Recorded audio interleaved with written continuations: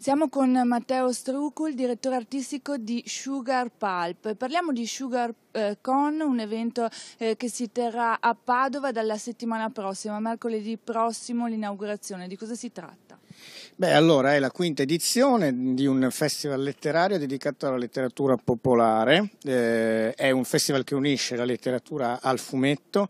Quest'anno, al quinto anno, rinnovando la partnership con il Caffè Pedrocchi, che è forse il tempio perfetto per la letteratura, visto che insomma storicamente ospitò anche un caffè letterario. Avremo una serie di ospiti molto importanti. Cito anzitutto John Connolly, che è uno degli autori di thriller più tradotti e pubblicati al mondo, irlandese, di Dublino. Da uno dei suoi racconti è stato tratto The New Daughter, il film con Kevin Costner. Poi Licia Troisi, l'autrice di fantasy più venduta al mondo, italiana evidentemente, che riceverà quest'anno il premio Sugar Pulp, quindi lo Sugar Prize, proprio per i risultati ottenuti, oltre 4 milioni di copie vendute in tutto il mondo.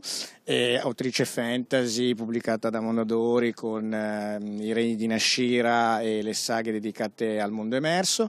Poi naturalmente avremo Jason Starr, anche lui sceneggiatore di fumetti, in particolare autore del romanzo commissionato da Walt Disney di Ant-Man, quello relativo al film che è uscito da poco con Jason Rood, e per finire, sempre per quanto riguarda i big, Alan Guthrie, che è uno dei più importanti autori di noir scozzesi, direttamente da Edimburgo. Poi naturalmente una serie di altri autori italiani importanti, cito Marilu Oliva, Alessio Romano, Romano De Marco, Gianluca Morozzi e veramente molti altri, e poi naturalmente alcune delle star del fumetto, per cui Andrea Mutti e Michele Berti Lorenzi, che sono autori italiani, anzi artisti italiani, disegnatori che collaborano con Marvel e DC Comics.